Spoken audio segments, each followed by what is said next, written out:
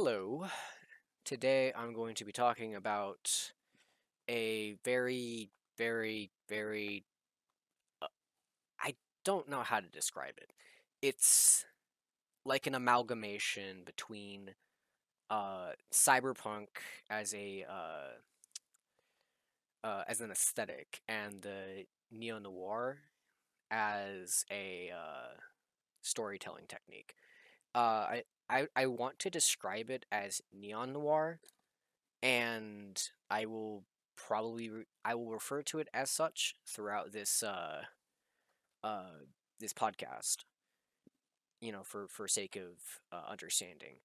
As well, to kind of explain, we're gonna have to go over some some history lessons in the in both the cyberpunk genres and the neo noir genres. Uh, as they're both pretty well. I mean, cyberpunk's more linked to neo noir than neo noir is linked to cyberpunk, and well, I might as well just get into it. So, uh, where do I start here? Because there's a lot to unpack. They're very prolific genres. So, uh, I think it's a good place to start with arguably the most influential of all cyberpunk media, and that would be the 1982 Blade Runner film. I wanted to. I'm going to be talking about other films later, and I'm going to specifically not refer to Blade Runner in that because I'm I'm doing a lot of talking about it, right now. So let's get into that. So, uh, Blade Runner is a very it's like that. It's got that like perfect blend between neo noir and cyberpunk, right? The aesthetic is very like techno futuristic. It's incredibly uh like the expression used is high tech, low life. Like there's this uh interesting juxtaposition with high tech and poverty, and a lot. It's very interesting uh visual to unpack because like in it's in stark contrast to a lot of other science fiction media that often portrays technology as like the be all end all. So in like other cyberpunk, well, okay, in other like science fiction media, let's take like Los Angeles from Blade Runner, or like Night City from Cyberpunk 2077, right? In another like in another science fiction, like if it was like you know like a more pure science fiction, those would be seen as like utopias because they're incredibly like very futuristic. You can get like you can like drive down the street, get like any body part removed and then replaced with like cybernetics, like that. And there's also like the whole flying cars thing. And there's but like the the giant skyscrapers, neon lights, uh, which actually has a very interesting origin, because cyberpunk actually has quite the problematic has quite a problematic start. Like if we're talking about like pure cyberpunk, like start stuff started by I believe Philip K. Dick with "Do Android Dream of Electric Sheep," um, then not so much. But cyberpunk as a film genre has a very techno orientalist origin in the 80s.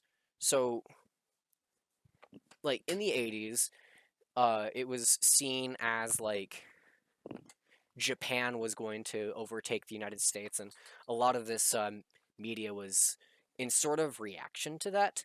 Where if you watch OG Blade Runner, right? Um, in OG Blade Runner, there's like Japanese typography everywhere. Like the first shot you see Deckard in, he's like talking to some Japanese dude running a ramen stand, clearly not enjoying it. But oh, this is Los Angeles. This looks like Tokyo. So it's like it was in response to that because it was kind of seen that Japan was going to overtake the United States economically in like the year 2015. Didn't end up happening. Um, so there was like this huge overreaction where it's like, oh, we're so behind. And I read this fantastic article from this one Japanese uh, author, and they talked about like Japanese culture and cyberpunk and cyberfeminism. I'm not going to go too much into the cyberfeminism bit, but they talked about like specifically like in Japan, right? The it like it the genre of cyberpunk worked twofold. It it like inspired uh in fear and like panic in a lot of Western audiences. Like this was seen as like, oh, this is a bad thing. We can't be uh like we can't be left behind. We have to like we have to stand up. We have to make a we have to make a we have to make a stand for ourselves. We must stop this from happening. But in Japan, it was viewed very differently. It's like, well, for the past like 60 years, we've been trying to. Let's do the math real quick. Past 110 years, we've been trying to keep up with you guys and try and catch up and fully westernized. But apparently, we're ahead now, and it inspired a lot of bravado in Japanese media. Like you can see that with the movie Akira. Amazing movie. I love that movie, and like Akira is like a very violent, very I mean, it's a very cynical take on uh, I believe it takes place in 2020 or 2019. Yeah, 2019. Uh, they predicted the uh, Tokyo 2020 Olympics all the way back in the 80s. That was fun. So, yeah, Akira, right? It's like this very angry, very like hyper violent movie, and again, that was kind of inspired by this false bravado encouraged by like Western media, right? Uh, so it like worked twofold, and you can't really separate cyberpunk from like Japanese aesthetics. Like there have been attempts, but like if you look up like a neon city, 9 times out of 10 you're going to be seeing some like there's going to be like something like kind of like Japanese coded in there. um like the it's specifically like the 80s, right? Like neon lights, like the giant cityscapes, like incredibly tall skyscrapers in comparison to the little guy. It make again like it's all about contrasts in cyberpunk, right? Again, like high tech, low life, you know massive cities, everybody's poor. The omnipresent advertising, like it's like a hyper capitalist future, but everybody hates capitalism. It's like it's like a capitalist society full of a bunch of anti-capitalists. A lot of cyberpunk media is inherently like left leaning, which is interesting given its again the racist origin of modern. Well, yeah, it's racist. Modern the cyberpunk. No, no, no. Yeah, nah. Um, and yeah, it's like so that's like the stylistic origins of a lot of these movies that I'm about to talk about. Uh, Again, cyberpunk is a very interesting genre, and it's evolved greatly from back then. Like in the new Blade Runner 2049, which I honestly think is a superior film. Uh, but that is an opinion that some people have a lot of issues with, and that's completely fine with me. Um, so Blade Runner 2049, it pulls back from like the whole like techno Orientalism. Oh, Japan's gonna like take over, and it takes a more international approach, which I really appreciate. It was really interesting. Like it's I believe like they drew more inspiration from like Eastern Europe, and like you see uh like Cyrillic in some places. You see like Korean in others. That's not that's not Eastern European. That's it takes a more international approach, which I think is really interesting. Um, but again, I like the aesthetic. It's a really interesting aesthetic.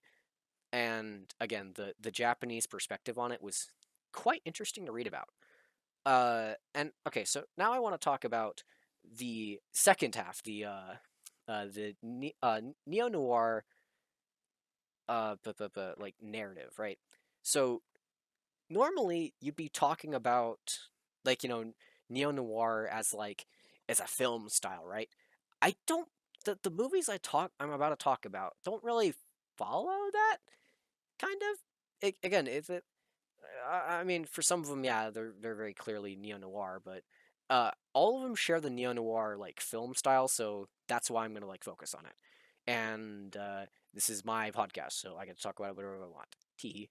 So, like film noir, again, it's like all about like morally ambiguous main characters.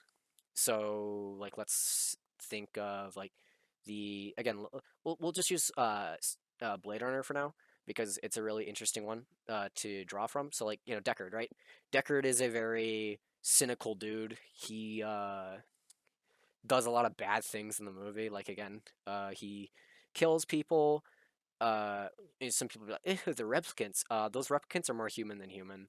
That's like a pretty overt part of the movie, and I think it was really interesting. Like, again, more human than human. It was that was really cool. Anyways, so again, morally ambiguous main character. They constantly recontextualize past events. Like, they'll focus on like one main thing, and as the story goes on, that thing changes and changes and changes. I mean, it's less applicable in Blade Runner, like original, but in 2049, that movie, it focuses on this one scene, like from the perspective, like the main character has like this memory of when he was a child, right? And this memory was of him hiding a wooden horse uh, away from some bullies, and and that's like the one memory he has like vivid memories of, and it's like the thing that he's like, yeah, it's fake, but he eventually finds out that no, this memory is very much real, and he's like, oh, so that like changes the narrative completely. So we're now implied to believe that he was actually like he wasn't created, he was born, which is a very central part of the movie. Like the entire movie basically revolves around this uh I wouldn't say like manhunt, but like the search for this like a child between two replicants. So for like a decent chunk of the movie, we're like led to believe that no, this is him. Like he is the guy. He's the guy he was looking for the whole time. Uh, but like way later in the movie, and spoilers, I hope you've seen it. So we find out that no, that actually wasn't him. That was an implanted memory, and it was somebody else. He was not special, which is a really cool. I love that. I love the whole. I love that approach where it's like he's not inherently special, but the things he does is special. The things he do, the things he did are special. So it's like you can come from anything and still do great things. Amazing movie. So another thing is like again, the characters will fixate on certain people or objects, and that will drive the narrative. In let's see, like what? Okay, so again with Deckard, he focuses on why am I Rachel? Yeah. So he focuses on Rachel. Again, that the in 2049 he focuses on Joy and that horse, and like with these movies, right? It's like wild goose chase. So the search for this object drives the narrative. So the main character will be like looking for this object, and like they'll be chasing this object or person, and that will like drive the narrative forward. Everything else be damned in a way. So that was again, those are central. I consider those like central pillars of neo noir. And like the last thing is it's very open to interpretation. It's like very subjective. Like a lot is left up to interpretation. Like again, like No Country for Old Men, that movie is very uh subjective. Like, you know, we can basically be like, oh, maybe like the last bit of the movie was, reconstruction of the sheriff's memories, where he's like filling in the blanks. Again, with the first Blade Runner, it's like left up in the air whether or not Deckard is a replicant or not, and that's not even answered in 2049. I know a lot of people are very mad about that. I didn't mind it. 2049. I'm trying to think of like things there, like because that one's pretty airtight in terms of narrative. Um, like the ending is very open ended. Like we have no idea what happens. Uh, our story ends when Kay's story ends. Kay is the main character. So I think I covered all I needed to talk about Neon-Noir. Ha, 15 minutes, almost 16. I have you roped for I have you roped for the long haul. Okay, so I'll try and do these a little faster, and I want to try and explain some of these choices. So I want to talk about let's see, 1, 2, 3, 4, 5, 6, 7, 8, 9 movies. Well, technically one of them's a TV show, but I'm including it because I love that show, and it is very neo noir. Well, I guess in this case I'm calling it neon noir. So let's start off with Drive. Drive is a movie from 2011. It's very neo noir. It's like light cyberpunk. This one's like the least cyberpunk out of all of them. Uh, Again, it does use like very synthy soundtrack, which is I mean synths are like almost universally like something. It's like ubiquitous with cyberpunk media. Like especially like video games too. Like cyberpunk is prolific in the video game genre, but we're not talking about that today. Boy, I wish I was because this would be like this would be like 2 hours long if that was the case. So Drive is a very interesting movie. Like again, features like a synth soundtrack, like neon lighting, very morally ambiguous main character. Like the thing he fixates on is this one lady he likes, but he realizes that like he can't be with because of the nature of his job. He's a getaway driver, but we're shown like halfway through the movie, if I remember correctly, that like he's a psychopath and he's not afraid to like he's not afraid to kill a dude. Um, like it's a very gory movie. Like I wasn't expecting the amount of gore in there. Still very very good. The ending and a lot of the film's events are very uh up for interpretation, which I like. I know a lot of people don't like that, but you know what? They if they don't want to watch neo noir or neon noir, you know what? That's fine. They can just watch something else. I'm over here enjoying myself. So I know I already talked quite a bit about Blade Runner 2049, but I would say that this is probably the best movie I'm gonna talk about. It's easily one of my favorites ever, and again, it's got a pretty airtight narrative. Like I can't really think of any major plot holes. Like it's again, it's really well done. It's really well shot.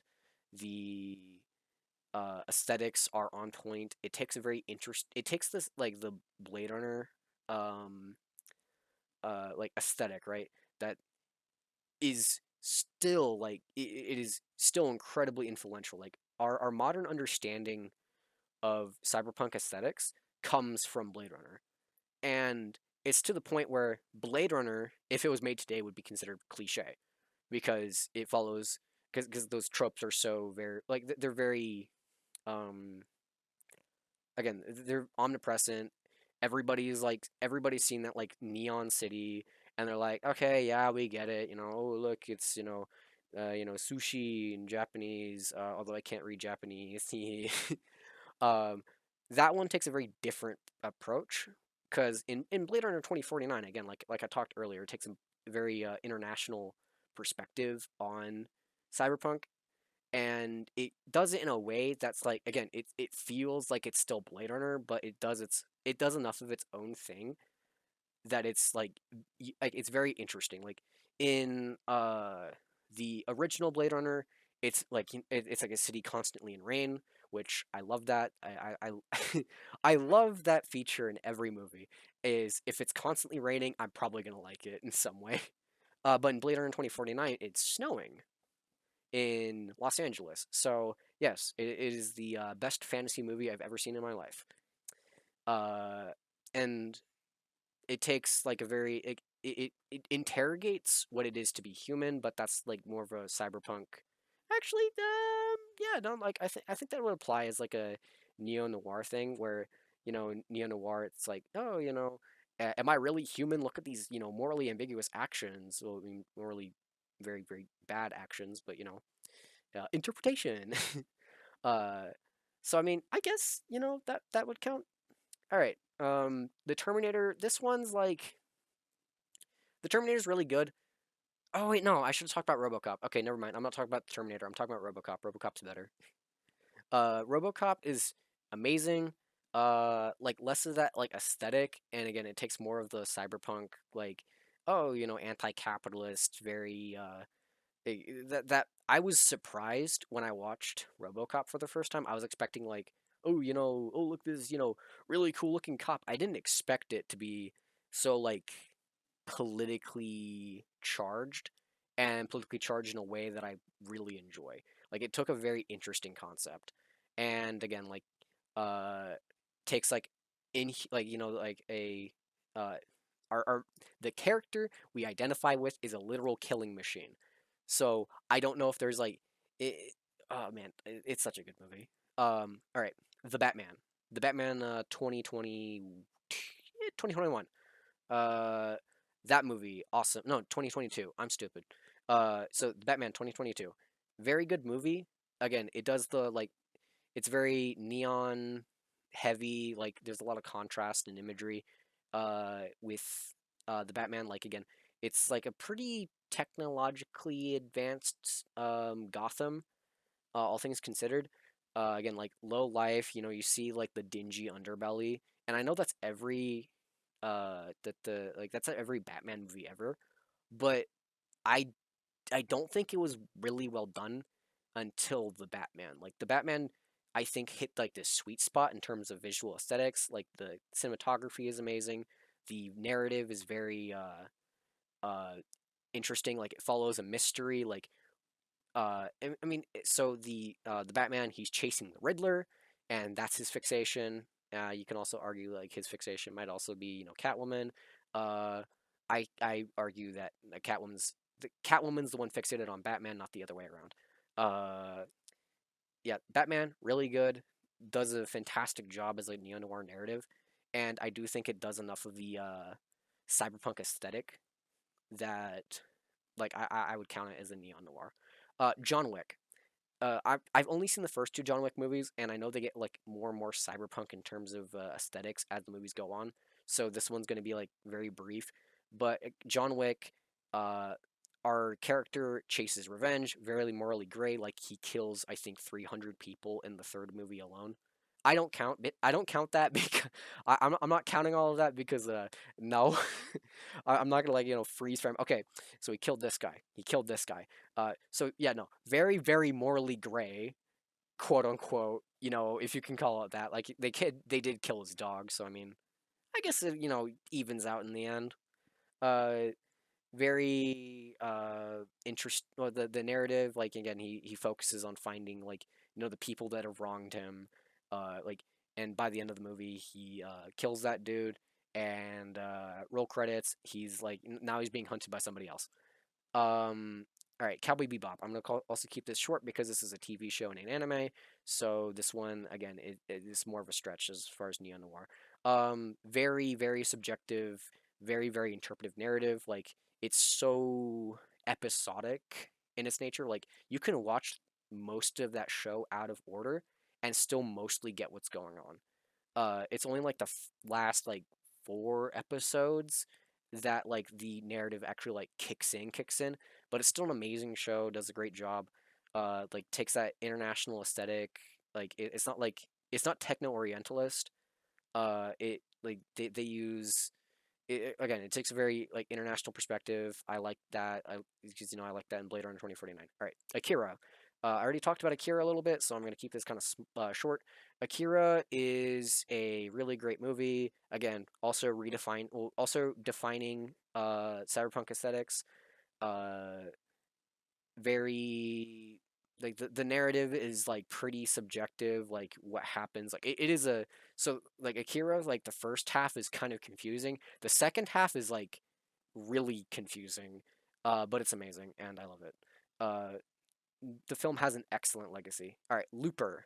I watched this one a while ago, and Looper is really cool in a lot of ways. Like again, Ryan Johnson takes a really interesting concept. Y- uh you like your guy, you have to hunt people that have gone back in time, if I remember correctly.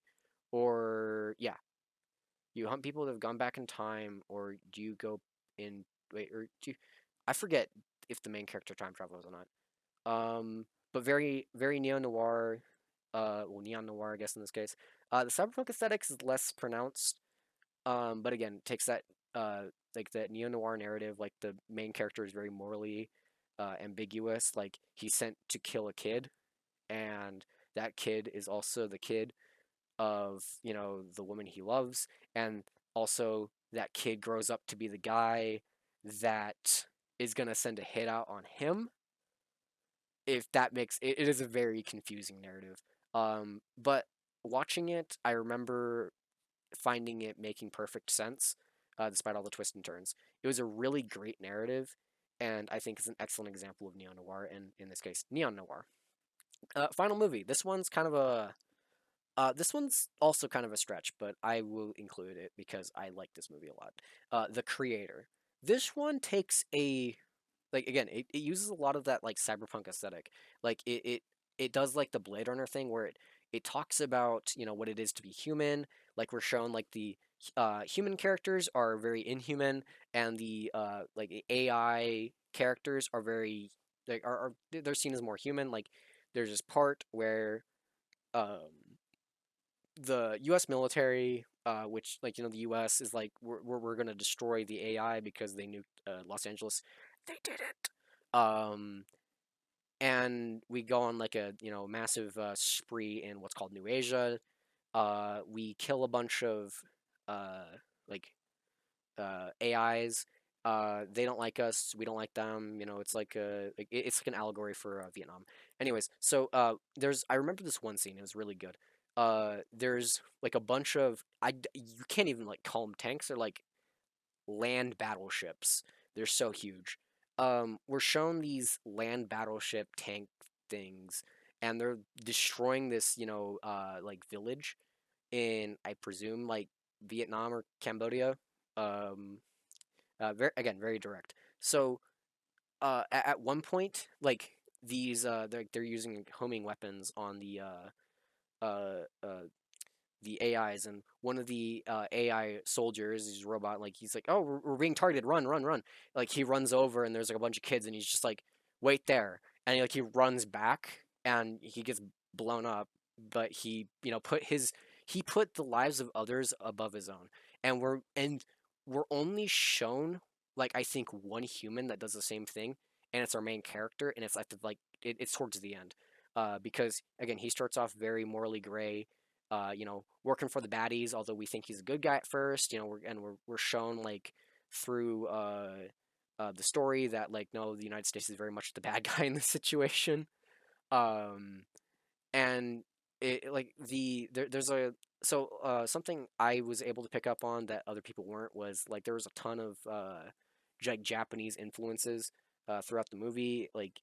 Uh, like all the stuff is labeled in like Japanese or English in New Asia. All of the like the title cards for like whenever like some okay so like they have like title cards for like different acts of the movie, and they have like whenever like they're in a new city, like they'll be like, oh, uh New Asia, and then like in Japanese New Asia. I was able to pick up on that, other people weren't, probably. I don't know, it's a very interesting detail. I liked it. It was fun. um but I mean, it can be considered like a little techno orientalist. Like the idea that Asia like just unites, given like the all the ethnic tensions and history there. I want to see like a book written on the creator, and I want to read it so like I can get some of the lore because that would be pretty interesting. That's a book I'd read. Um, but like again, it uses that cyberpunk aesthetic quite well. Like there's a like when they're in like cities, like it's a very neon lit environment. Like it takes that it takes those aesthetics, but it runs with a neon-noir narrative because like the main character he's searching for like his like who he thought was dead wife. uh he was like, "Oh no, no," like well the U.S. military is like, "Okay, listen, we know you're retired and you don't want to do anything with us, but we see we have this video of your wife and she's still alive. So if you want her not to die, you should like come with us and you can like save her." That ends up being a lie. Uh, and his fixation changes from like saving well reuniting with his wife to protecting this AI called Alpha, or as she's called throughout the movie, Alfie. And there's a really interesting quote in the movie that I really liked. Uh, the chemistry between Denzel Washington's character, I think, yeah, I'm pretty sure that's his name, and Alfie. I forget his name. Okay, um, Joshua. Yeah, Joshua. Joshua, the main character, and Alfie, the AI super weapon, but she's a kid and she's like got her own personality. It's pretty cool. Um, like she becomes his fixation. So, uh, like I think like a third through the movie, there's this scene where they're both on the bus, and she's talking to him, and she's just like, "What's heaven?" And he's like, "Oh, it's like a place in the sky, but you have to be a good person to go there." And she's just like, "Well, neither of us can go to heaven. Uh, you can't go because you're not good, and I can't go because I'm not a person." And I was like, "Wow, that is Heh. And again, like at the end of the movie, we're shown that like the human characters were being the more inhumane, and the non-human characters were shown to be more humane. Uh, Again, that irony is no, not irony. I call it like juxtaposition because it's more of a it's not like brought up like like you can have like dramatic irony, but yeah. I'm just gonna say like juxtaposition. We see that in like Blade Runner and Blade Runner 2049 too, where these inhuman characters end up being more human than like the monsters like pulling the strings. Like again, very interesting commentaries on a bunch of different things. Like again, Drive is again. So let's do like a high level overview. This is running way over. I'm very sorry. So all right, Drive, that one again, Neon-Noir, pretty pure, not very doesn't take a lot of cyberpunk aesthetics. The I'd say like the central theme of that one is like loneliness in the giant city, and finding your humanity. Blade Runner 2049, more or less the same thing, but it asks more like what is it to be human. The RoboCop, that one's like a scathing criticism of corporatism, and constant privatization is a scathing criticism of like police forces, and the overuse of violence. The Batman, that one's like a critique on like vigilantism, like the um the nature of power, how it tends to corrupt, and that again, that one's a little more messy, but I like the Batman. It's a very good movie. John Wick, that one's also kind of thematically um dry. Not so much. I'd say it's more so than like the Batman though. Cowboy Bebop, that one asks like what it is to be a person, not necessarily a human. Like, and all the characters except for one kind of gets like move on from their pasts, and that's seen as a good thing. But this one character can't move on, and he's the main character of the show. And at the end, it really comes to bite him in the ass. Also, the ending is very up to interpretation. Akira, again, that one's like a scathing criticism of like capitalism, and again, like how power tends to corrupt. Looper, that one also more like thematically messy, but I think that one can be like uh the I'm not gonna try and understand Looper. That movie's a that one's that one you kind of have to see for yourself to like really come to conclusion for. And then what I guess for you, because like for me, I'm again I'm struggling to explain it because it's again it's a movie experience. It's not explained to you. And the creator, that one again asks what it is to be human. How those with power again tend to abuse it. And we should be. It also like talks about family and stuff. And the like the emotional anchor of that movie again is the relationship between Alfie and Joshua, the main characters, and like their father daughter bond. And oh man, does it leave for does it end with a pretty emotionally resonant conclusion. Kind of got me tearing up in the theaters. I don't tear up at movies. That should that should tell you that one resonated with me a lot. Anyways, I am 6 minutes over. I hope this is like some great material because, oh man, yeah, this has been like a very protracted analysis of a genre that you know, if you look up, there's like one or two articles on it, and they can't seem to agree on like what neon noir really is. So I just talked about a amalgamation between cyberpunk and neo noir and just called it neon noir, which I mean is pretty accurate. But again, uh, I didn't specify that one because again, there's not a lot of academic paper. There's not many academic papers on that or film critics talking about it.